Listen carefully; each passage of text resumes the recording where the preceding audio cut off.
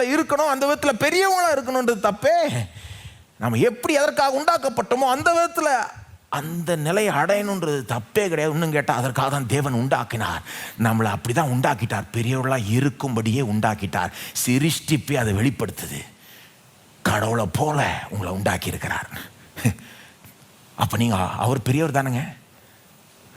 அவரை போல் உண்டாக்கப்பட்டவர்கள் மட்டமாக இருந்தா அப்போ அவருடைய சாயலும் ரூபமும் அதில் எப்படி தெரியுது? தெரியலை. அப்போ சிருஷ்டிப்பு நம்ம பெரியவர்களாக இருக்க வேண்டும் என்பதை காண்பிக்குது.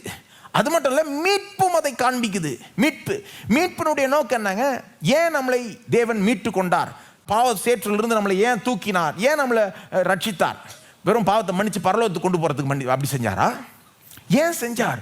அதுக்கு வேதம் வழக்கம் சொல்லுது பாருங்க, காரணம் சொல்லுது. ஏன் தேவன் நம்மளை முன்குறித்தார், மீட்டு கொண்டார், ரட்சித்தார்ன்ற காரணம் சொல்கிறப்போ நீங்கள் பார்த்தீங்கன்னா, உதாரணத்துக்கு ரோமர் 8:29-30 பார்த்தீங்கன்னா அங்கே சொல்லப்படுது, அவருடைய குமாரனின் சாயலுக்கு ஒப்பாய் நம்மை மாற்றும்படி, குமாரனுடைய அந்த சாயலுக்கு ஒப்பாய் நம்மளை மாற்றும்படி. அவன் என்ன அர்த்தம்? சிம்பிளாக சொல்ல போனால், ஏன் நம்மளை மீட்டெடுத்தார்?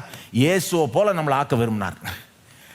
பாவிகளை எடுத்து, ஒன்றும் இல்லாதவர்களை எடுத்து, பாவத்தின் சேற்றில் கடந்தவர்களை எடுத்து தம்முடைய குமாரனை போல அவருடைய சாயலுக்கு ஒப்பாய் மாற்ற விரும்புகிறார் தேவன். அதுதானங்க செய்ய விரும்புகிறார்.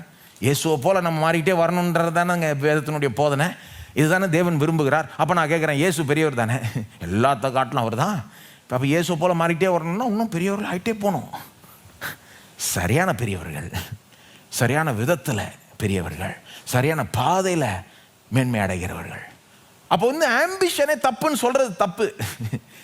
ஒரு கிறிஸ்தவனுக்கு ஆம்பிஷன் இருக்கணும்னு சொல்லப்போனால் உலகத்தாருக்கு இருக்கிறத காட்டிலும் நமக்கு உள்ள ஒரு சரியான விதமான ஒரு தெய்வீக ஆம்பிஷன், ஒரு பெரியவங்கள ஆகணும், தேவனுக்காக பெரியவங்கள ஆகணும்னு ஒரு தீ பற்றி எரியணும்.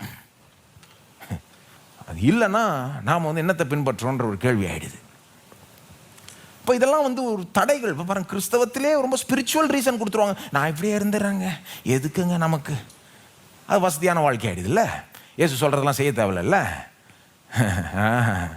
இயேசுனுடைய ஃபர்ஸ்ட் போதனையும் சரி, ரெண்டாவது போதனையும் சரி கஷ்டமான போதனை. ஆனால் வேற வழியே இல்லை. அவரை பின்பற்றுகிறவர்கள் செஞ்சுதான் ஆகணும். தீர்மானிச்சுக்கணும், அவரை பின்பற்ற போகிறோமா இல்லை வேற பாதையில் போகிறோமா. ரெண்டே பாதை தான் இருக்குது, வேற பாதையே கிடையாது. அவரை பின்பற்றணும்னா அவர் சொன்னது போல நம்மையே மறுதளித்து நம்முடைய சிலுவை எடுத்துக்கொண்டு அவருக்கு பின்னால் போகணும். இப்போ என்ன சொல்கிறாரு? என்னை பின்பற்றணும்னா எக்ஸ்ட்ரீம் தாழ்மை, எக்ஸ்ட்ரீம் ஊழியம், அந்த விதத்தில் வா.